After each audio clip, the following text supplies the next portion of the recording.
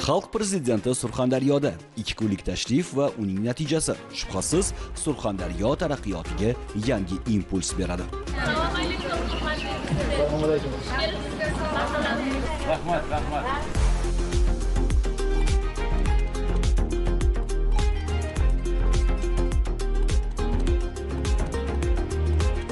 Chegara hudud bo'lish bu muammo emas, balki imkoniyat ekanini surxondaryoliklar amalda isbotladi. Rekord natija o'tgan yili Surxondaryo tarixida ilk bor ushbu hududda ishlab chiqarilgan mahsulotlar dunyoning 37 ta mamlakatiga eksportga yo'naltirildi. Ha, albatta bu davlatimiz rahbari yaratib bergan qulay investitsiyaviy muhit natijasi. Eslab ko'ring, bir paytlar Surxondaryo deganda rahbarlar ko'z oldiga geografik jihatdan uzoq, logistika nuqtai nazaridan aytganda murakkab bo'lgan hudud tushunilgan. Oqibatda esa Surxondaryoda sanoat ortda qolgan, ishlab chiqarish bo'lmagan. Faqatgina qishloq xo'jaligiga ixtisoslashgan viloyat sifatida orqada qolavergan odamlar ham o'zgarishlarni kundalik hayotida his etmagan. Davlatimiz rahbarining surxondaryoliklarga bo'lgan alohida e'tibori natijasida bugun Surxondaryo tubdan yangilandi. U sanoat, logistika markaziga aylandi. Burilish nuqtasi 2016-yil. Investitsiyaviy taraqqiyotning birinchi sharti infratuzilma, elektr ta'minoti, transport yo'llari, sanoat zonalari. Surxondaryoda so'nggi yillarda aynan shu poydevor yaratildi. Natijada 2025-yilda viloyat yalpi hududiy mahsulot hajmi 63.7 trillion so'mga yetdi. Yirik sanoat korxonalari qariyb 30 taga, kichik korxonalar 4820 taga yetkazilib 18.8 trillion so'mlik mahsulot ishlab chiqarildi. 2.1 milliard dollar qiymatidagi xorijiy investitsiya o'zlashtirildi. 483 million dollarlik mahsulot va xizmatlar eksport qilindi. Ilgari xomashyo sifatida chiqib ketgan resurslar bugun viloyatda qayta ishlanmoqda. Tog'kon sanoati, geologiya, yengil sanoat, oziq-ovqat yo'nalishlarida qo'shimcha qiymat yaratish boshlandi.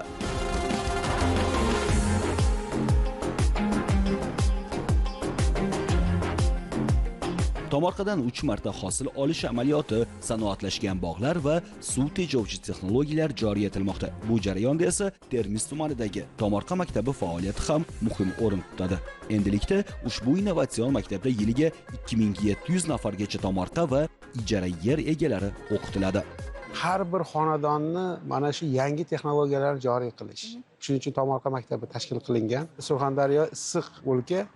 Shu joyda issiqxonalar juda ham istiqbolli ishlaydi. Tajriba sifatida ommalashtirish topshirig'ini berdilar. Buni tezroq har bir hududga ommalashtirish kerak. Va 5 marta hosil olish imkoniyati juda ham yuqori va Surxondaryo sharoitida bu tajribaga kirib bo'lgan. Shu tajribani endi butun viloyatlarimizdagi mana shunday tadbirkorlik subyektlariga, xonadonlariga joriy qilish bo'yicha topshiriqlarni oldik va bu juda ham katta bizning eksportimizga ta'sir qiladi. Ushbu tajribani amalda isbotlayotgan Jarqo'rg'onlik Rustam Allamurodov ham Tomorqa maktabi kursini tamomlab, bugun o'z tomorqasidan yiliga 3-4 marotaba hosil olmoqda. Birinchi hosilimiz poliz mahsulotlarni ekamiz. Undan keyin shu sabzavotlarimiz erta bahorga birinchi mahsulot bo'lib, piyoz, sabzi mahsulotlarimiz chiqadi. Rediska mahsulotlarimiz, issiqxonalarimizda shu limon qator oralariga kartoshka ekamiz. Mart oyida tayyor bo'ladi. Xalqimiz dasturxoniga yetkazamiz. Bundan tashqari pomidor, bodring ekyapmiz ekinlarni. Bular ham shu 2,5 oy, 3 oyda tayyor bo'ladi. Issiqxonalarda hozirgi kunda masalan ochiq yerda biz 1 yilda 3 marta hosil olayotgan bo'lsak, issiqxonalarimizda 4 marta hosil olyapmiz.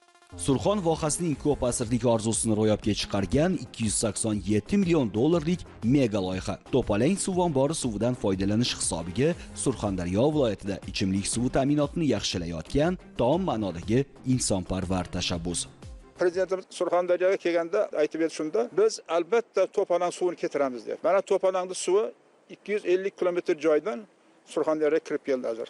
Surxondaryo xalqining 80% suvidan manfaat ko'rib turib. Gavharga aylandi Surxondaryo. Biz ko'rgan Termiz, bundan 10 yil, 15 yil Termizdan asram qolgan yo'q. Gullab yashnagan diyor bo'ldi bu.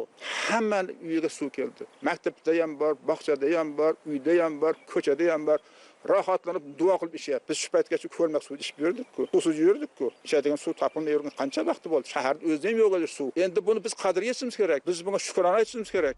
Bundan 9 yil ilgari hududda markazlashgan ichimlik suvi bilan qamrov darajasi 47% edi. Bugun ushbu raqam 67,5% gacha oshishiga erishildi. Natijada aholining suv ta'minotidagi holati nafaqat miqdor, balki sifat jihatdan ham sezilarli yaxshilandi. Birgina misol, ushbu loyiha orqali Termiz shahridagi 33 ta mahallada yashovchi 190 ming nafar aholining ichimlik suvga bo'lgan ehtiyoji qondirildi. Bundan tashqari, ichimlik suvining qattiqlik darajasi 3-4 baravarga kamaydi. Aytaylik, Termiz shahridagi Bog'shamol mahallasida 5 mingdan ortiq xonadonda yashovchi 17,5 mingga yaqin aholiga ham bugungi kunda to'liq to'palang suvi yetkazib berilmoqda. Hurmatli prezidentimizning tashabbuslari bilan Termiz shahriga ham To'palang daryosini suvlaridan olib kelindi. Biz orzu qilgan o'sha daryolarning suvi mana bugun uyimizgacha kirib keldi. Buni ortida qancha insonlarning xizmati turibdi. Xalqini g'amini yegan, xalqini sog'ligini o'ylagan prezidentimizga shaxsan bir ona, momo sifatida o'z minnatdorchiligimni bildiraman. Shu mahallada yashayman, ko'p qavatli uylarda aholimiz ko'p. Hammasi minnatdor. Ilgari yerda tagidan qozib chiqarilgan suv, qumlar ham qo'shilib kelgan, elektr xarajatlari bo'lgan. Hozir fuqarolarimiz toza ichimlik suvidan iste'mol qilyapti. Sog'likka ham yaxshi, juda yumshoq, juda shirin suv. Mamlakatimiz yetakchisi Shavkat Mirziyoyevning Jarqo'rg'on tumanidagi Yangi O'zbekiston massiviga tashrifi yurtimizda amalga oshirilayotgan ulkan bunyodkorlik ishlari, xalq farovonligi va inson qadrini yuksaltirishga qaratilgan islohotlarning yorqin ifodasi bo'ldi. Cho'l bag'rida qad rostlayotgan zamonaviy shaharcha nafaqat yangi uy-joylar, balki ezgu orzu intilishlar, umid va ishonch timsoliga aylandi. Bu yerda barpo etilgan ta'lim va tibbiyot muassasalari, zamonaviy infratuzilma obyektlari yurtimizda inson manfaati eng oliy qadriyat ekanining amaliy tasdig'idir. Ayniqsa, inklyuziv ta'lim uchun yaratilgan sharoitlar, axborot texnologiyalari va xorijiy tillar markazlarining faoliyati kelajak egalarini zamonaviy bilim va yuksak salohiyat bilan qurollantirishga xizmat qilmoqda. E'tiborlisi shu hududda amalga oshirilgan loyihalarda aholi bandligini ta'minlashga ham e'tibor qaratilib, g'ijduvon tajribasi asosida ishlab chiqarish va xizmat ko'rsatish shoxobchalari bunyod etildi. Massivga yondosh hududda zamonaviy majmua qad rostladi. 400 metr uzunlikdagi 3 qavatdan iborat 123 ta lot o'z ichiga qamrab olgan New Green Park loyihasini ishga tushirdik. Tadbirkorlar birinchi qavatda o'zi ishlab chiqaradi mahsulotlarni, ikkinchi qavatda sotish bilan shug'ullanishadi. 42 ta tadbirkor faoliyatini boshladi. Odam soni ko'paydiki, ish o'rnini ham yaratishimiz kerak. Prezidentimiz tomonidan belgilangan vazifa kambag'allikni qisqartirish, yangi ish o'rinlarini yaratish. Shuni hisobga olib 500 ta ish o'rini yaratildi. 26-yilda $20 million loyihani amalga oshirishni rejalashtirganmiz.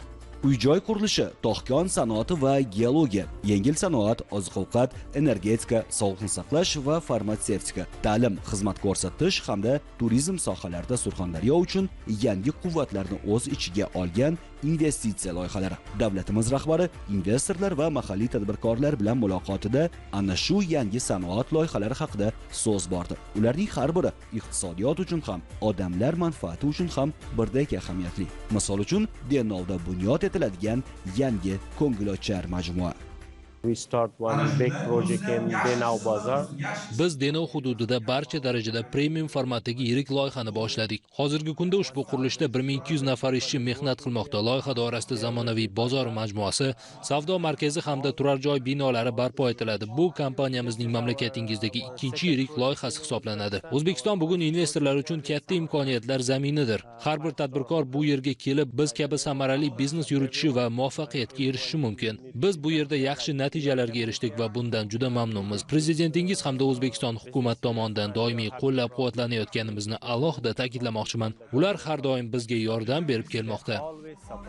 Surxondaryo iqtisodiyoti tarixida yangi bosqich, $7.1 milliard 44 ta loyiha, 13 ta loyiha ishga tushirildi, 31 tasi qurilish bosqichida. Aytaylik, davlatimiz rahbarining Surxondaryo viloyatiga tashrifi chog'ida faoliyatiga start berilgan Qumqo'rg'on tumanidagi Qumtex Invest korxonasi paxtani yetishtirishdan to undan tayyor mahsulot olishgacha bo'lgan jarayonlarni qamrab oluvchi ilk korxona bo'ldi.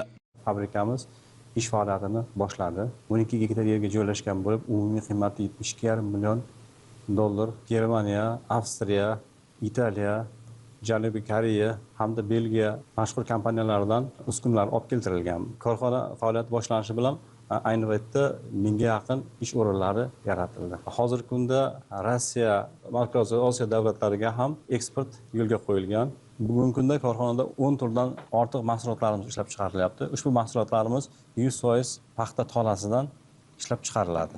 Va aytishimiz mumkinki, xuddi mana shu mato bosish jarayonlarini amalga oshiradigan korxona bugun respublikada ham sanoqli va ular qatorida bugun yangi korxona sifatida sizlar ham qo'shildinglar. Xuddi shunday. Ilgari bu hududda bunday loyihalar yo'q edi. Yangi yuzlab ish o'rinlariga asos bo'lgan loyihadan esa Tevarak atrofidagi mahallalarning quvonchi cheksiz bo'ldi. Bu korxona ochilganidan juda ham xursandmiz. Ko'p yoshlar, ko'p ishsiz ayollar ishlab bo'ldi bu korxona tufayli. Buning uchun avvalambor prezidentimizga o'z minnatdorchiligimizni izhor etamiz. Ilgari mana shu korxona ochilmasidan oldin qayerda ishlagansiz? Hech qayerda ishlamaganman. Ishlamagansiz. Uyda o'tirgansiz.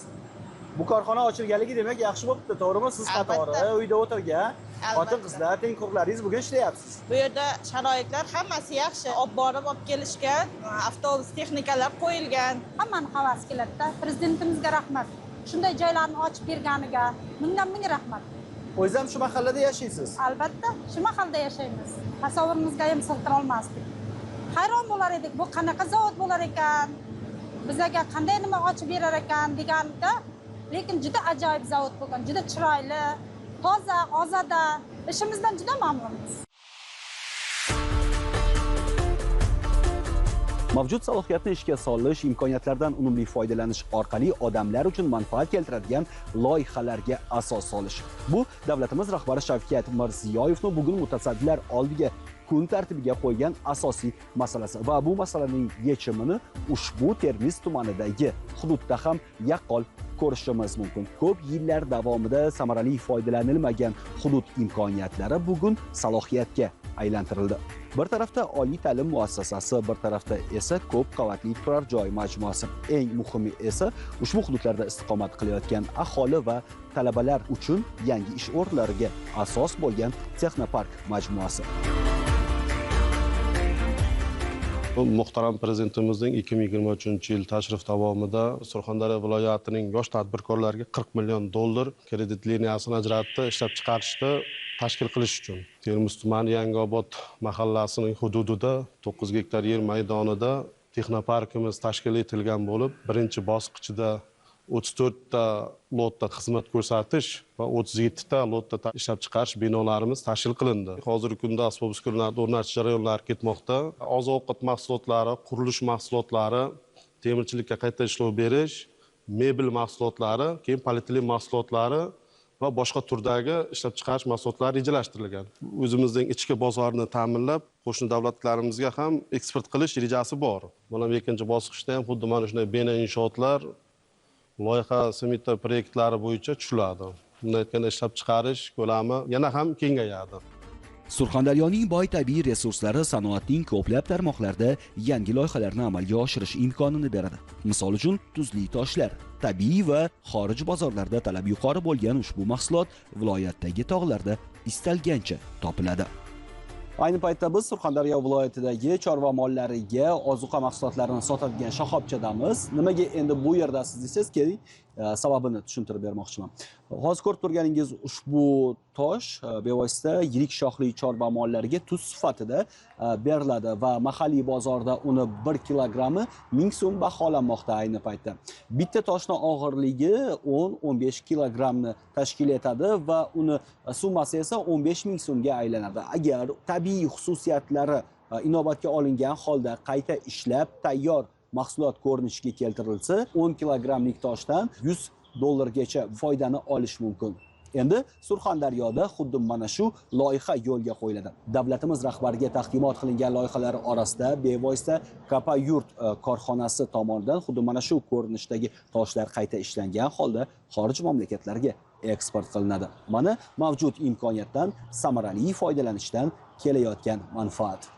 Umuman Surxondaryoda amalga oshirilishi aytilgan yangi loyihalar natijasi 18 ming yangi ish o'rni yaratiladi. 82 trillion so'mlik sanoat mahsuloti va 1.4 milliard dollarlik eksport salohiyati inson kapitaliga tayangan iqtisodiy o'sishning natijasiga aylanadi. Bunday loyihalarning hayotga tatbiq etilishi investorlarning ishonchini oshirishda tinchlik eng birinchi galdagi masala. Shu bois ham mamlakatimiz yetakchisi tinchlik va barqarorlikni bugun eng ustuvor vazifa deb biladi. Shu maqsadda mudofaa sanoatini rivojlantirish, har qanday xatarlarga qarshi samarali kurasha oladigan yangi avlod texnikalari bugun qurolli kuchlarimiz qudratini oshirmoqda.